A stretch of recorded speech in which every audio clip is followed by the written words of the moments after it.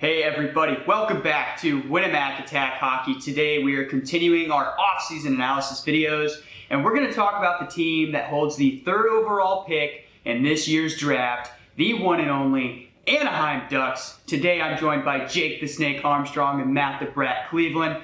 Guys, let's get down to business, and if you're new to the channel, be sure to subscribe.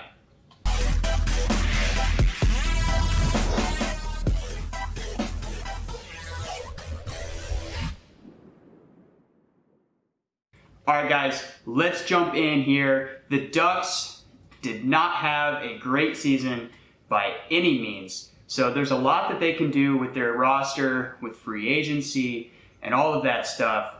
But guys, let's start with the pending free agents that they have in their current roster.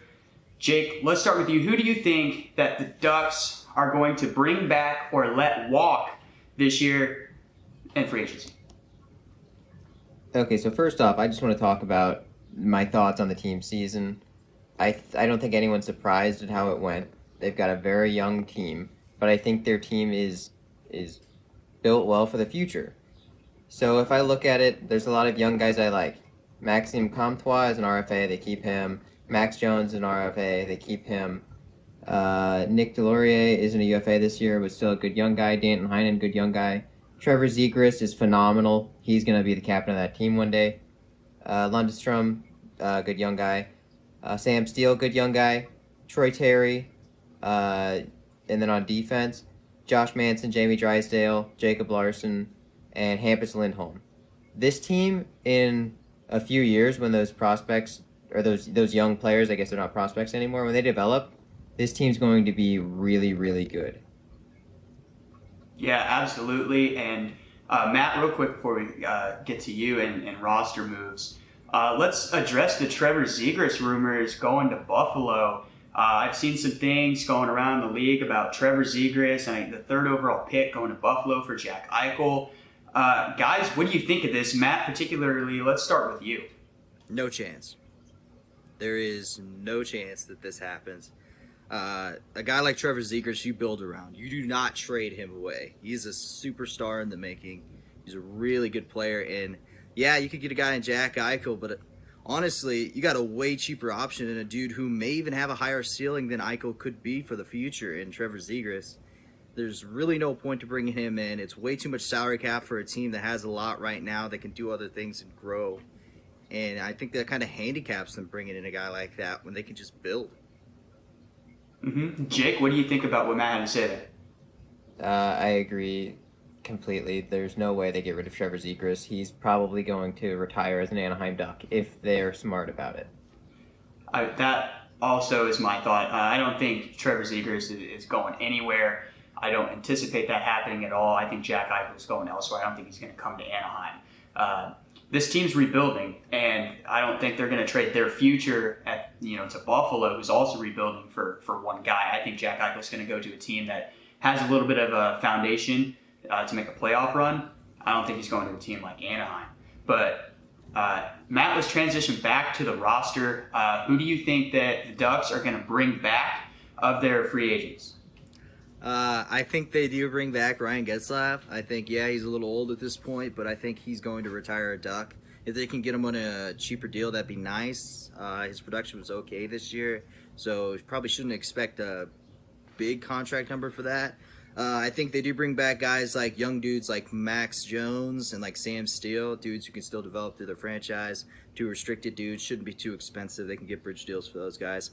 Danton Heinen, who's a pretty good two-way forward back there. I think you can play the third and fourth line pretty well for them. Bring a guy back, just get more depth down there. Maxime Comtois, I think he's one of their best forwards on the roster, and they definitely bring him back. Isaac Lundstrom, who's another prospect center, going to get a lot more playing time this year when he gets into the fold. Alexander Volkov, he's a winger. He had a pretty good season for them, and I think they bring him back. He's another young dude. And a guy like Andy Lewinsky in the back end there on defense had 6 points in 46 games, only a -2 for the plus or minus, which is actually one of the best on the team, shockingly enough. And I think he was pretty good for them, and I think they bring him back. And for dudes like David Backus and Carter Raleigh, older dudes, I think they end up letting them walk. That's what I think they do so far. Do you think Backus is going to retire, or do you think that he might continue his career? I think he retires. He's had a great career. Obviously, the former captain of the St. Louis Blues, Jake can attest to that. And I think he's had a pretty good career in multiple situations there with the situation he had there in Boston. And I think he's kind of fizzled himself out since that situation where he was scratched in the playoffs in that situation. Then he keeps going, bounced around, and he's here in Anaheim. I think there's really nothing left for him to achieve in his career. Maybe try to get that Stanley Cup, but other than that, I don't think he's getting it with Anaheim. And I think if he's going to go anywhere, it's probably as like maybe a backup, a dude they can rotate in on a really good team. Other than that, there's really no career options for him. And he either hangs it up or he ring chases at this point for him. Jake, as a Blues fan, where do you think Backus is going? Do you agree with Matt that he's going to retire? I think David Backus has just been on a whirlwind of a career since he left St. Louis. He faced his former team in the Stanley Cup final in 2019 and lost. And then his last game, or what may be his last game, was as a Duck playing against the St. Louis Blues. And then they did a handshake line at the end of the game. I think not only has Anaheim made it clear they don't want to bring him back, I think he's accepted the fact that it might be time to hang him up. And if anything, I see him signing one of the one-day deals just to retire as a Blue. I mean, that makes a lot of sense. And like you guys are saying, he's had a heck of a career. He's had a heck of a run. And, you know, it would be very fitting for him to retire as a St. Louis Blue. I like that thought, guys. So we've kind of broken down who we're bringing back if we're the Anaheim Ducks. They got a lot of young guys, a lot of guys they can get for a pretty cheap deal. Do we know the salary cap, anticipated salary cap that the Ducks are going to have? No? Okay, that's fine. A lot. They should have a lot of money. I think it's over $30 million, is my guess. Okay, that sounds about right. Contract. Okay, cool. So let's go into the free agency market that is full of a bunch of pretty big names here. Even after resigning some of the guys you guys are talking about, I think they're still going to have plenty of room to go grab a guy, maybe two, maybe a couple depth guys if they want to go that route. Jake, let's go to you. Who do you think that the Anaheim Ducks are targeting this offseason and why? Okay, so first off, I had a slight difference than Matt when it comes to who they're bringing back. I say they let Getzlaf walk. So I think he's served his time in Anaheim. They made it clear with Corey Perry that they don't want to linger on veterans if they don't have to. So I think Getzlaf could be done. So my first free agent acquisition is someone who could sort of fill that gap in Alex Galchenyuk. He's become a journeyman, and he's gone all over. He's a center, and he was a good prospect at one point. I think if he could get into the right system, he could get closer to reaching his ceiling. And what's important for the Ducks at this point is not to fill their team with depth, but get as many prospects as you can and make it competitive. Sort of like what teams will do if they have like a 1A and a 1B goaltender. Have a competition there, which is going to make both goalies play at their best. Do the same thing with your prospect forwards. Give them some competition. Make them earn that spot in the lineup. Yeah, I mean, obviously, you know, we mentioned the whole Trevor Zegras thing. Anaheim is very much focused on the future, and I think you bring up a good point. I think that they're going to bring in a lot of those young guys, and I think letting them battle for that spot is such a great idea. And those that don't make the roster can go to the farm team and continue to develop there too, and bring them up when they're ready. Matt, what do you think? Do you think they go after a big name here? No, I think they're going to be extremely quiet when it comes to the free agency front. If they do bring anybody in, I think it's mostly in the situation where they don't think their young guys are ready this year. And in that case, I have two dudes on the back end that they could bring in. A guy in Greg Petirin, who played for San Jose, kind of a guy, who's that? He played only 13 games for them. He had 6 points in those 13 games, and he was a plus or minus 0, so he was actually a pretty decent guy, playing 14 minutes a night for them in those 13 games, and I think he's a decent guy they could bring in. maybe see where he goes. He's not a very old guy. I think he's around 26, 27 years old. So a guy like that, I think they could find room for him. And then another dude who's been on Boston forever, it seems like, and Kevin Miller in the back end there. These are all dudes that they could probably sign 1, maybe 2-year deals if max. But he had in 28 games, he had 4 points. Plus or minus was around -1, but he was also playing a lot of their penalty kill situations at around 19 minutes a game. And I think these are dudes that are just stopgaps until their young guys are ready. But other than that, I don't think they're that active. No. All right. Well, hey, if they're not going to be active in free agency, do you think they might be active when it comes to trading and moving some players around here? I know that we shot down the Trevor Zegras idea to Buffalo, but is anyone else going to get shipped out of there? Jake, do you have any trades that you could see them doing? Hold on here. I have one more free agent acquisition. I wanted to let Matt get his out of the way, but there is a big gap here that we've kind of missed. They've got John Gibson, and when you look at the team, you say, oh, John Gibson, don't worry about goaltending. Their backup is Ryan Miller, who is retired from the NHL. Oh, yeah. So I say, if you look at free agency, who's a good backup goalie who's proven himself this year? Chris Drieger. Yeah. The Panthers aren't bringing him back. They already have Spencer Knight to fill that, and they have Bobrovsky as their starter, making $10 million. So Chris Drieger's going to walk right into the hands of the Anaheim Ducks, who are going to grab him up, and I think that'll be a great fit. He can play behind John Gibson and give John Gibson a couple games off here and there. That is a great observation. I didn't even think about that with Ryan Miller's retirement. Matt, that makes a lot of sense. What do you think? Yeah, I think that's a good idea. I know they have a couple of young guys, young goaltenders, unproven guys that they could bring up, but yeah, if they want to go for a dude that can definitely help out Johnny Gibb there in the net, that's a good move. All right, so moving into my trades, I mentioned earlier, I want them to fill some gaps in the offense and just make it a competition up there. Alex Galchenyuk, I like him. I think he can do a lot, but he's not the missing piece to make a competitive offense. So to start, I think they look at the Edmonton Oilers, who are about to lose Tyson Barrie, and they've got a defensive gap to fill. Who do the Anaheim Ducks have? Cam Fowler, a good lockdown defender who could help keep the puck out of the net, which is something the Oilers have been missing. And going the other way is Jesse Puljujarvi, who hasn't been able to prove a whole lot in Edmonton. Another prove-it guy, which I think is going to fuel that offense, is these guys who haven't been able to show what they can do, get into a competitive environment, and just play your game. I think that'll make a good fit for Anaheim's offense, make them a fun team to watch. And then just some extra pieces to make the trade kind of fit more, since the Oilers are going to have to pay $6.5 million in salary to Cam Fowler until 2026. I have it Puljujarvi and the Oilers' third-round pick. That'll be likely a late third-round pick for Cam Fowler, and a third-round pick from the Anaheim Ducks, which will be closer to a second-round pick, since the Ducks probably won't do that well for the next few years. Nice. That makes a lot of sense. Matt, thoughts on that?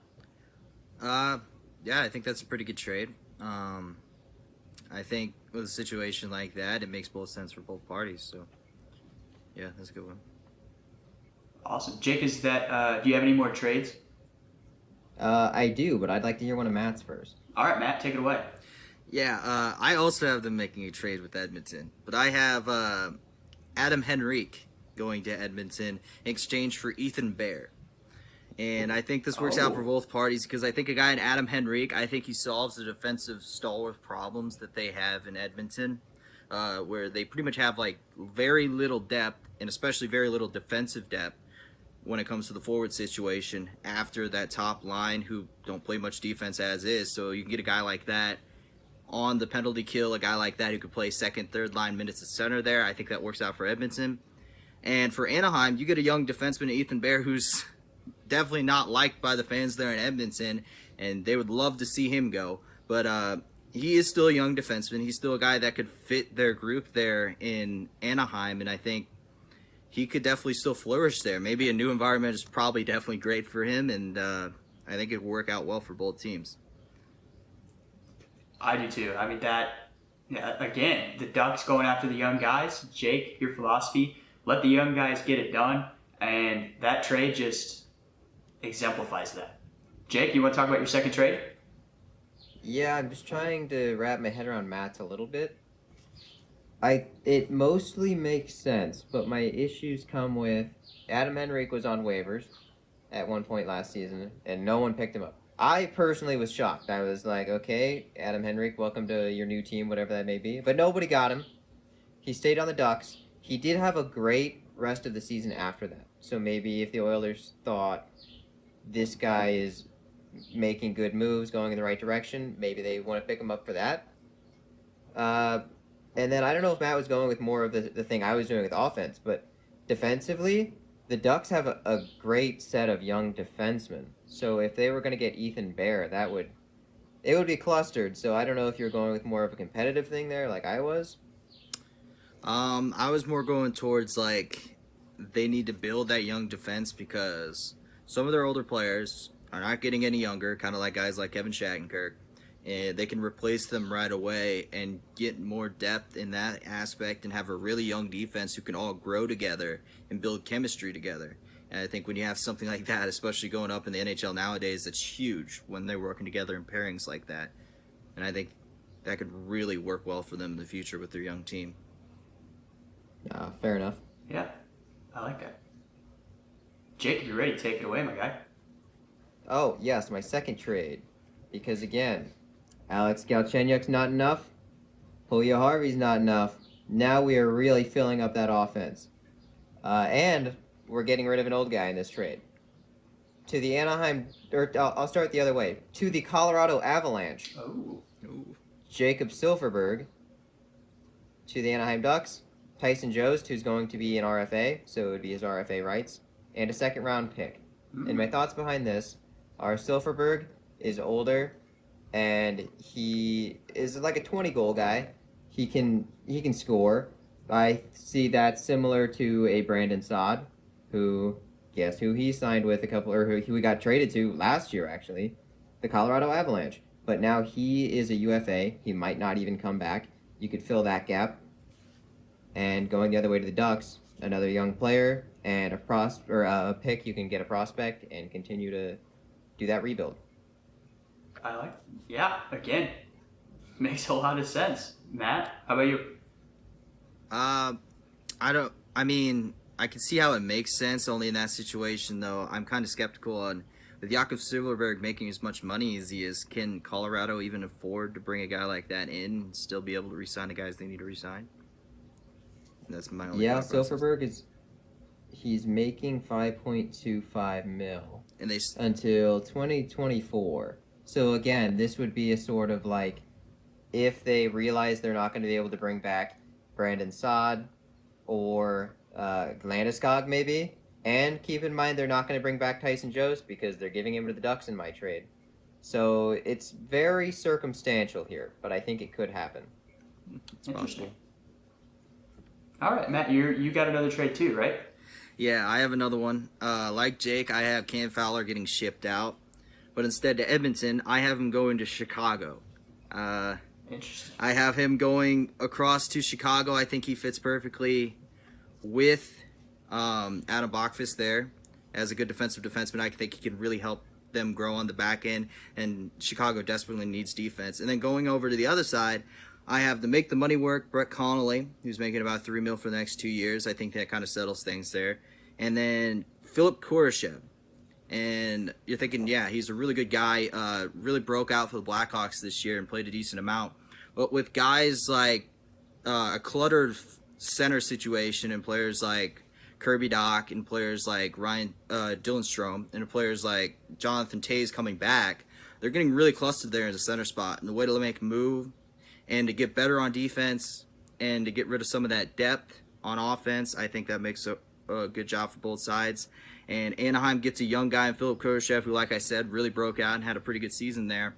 And another young guy to add to their depth, and I think that could really work out for them. And he could play wing. He showed the ability to play wing, so he could be another depth piece on the wing there if you don't want to play him at center.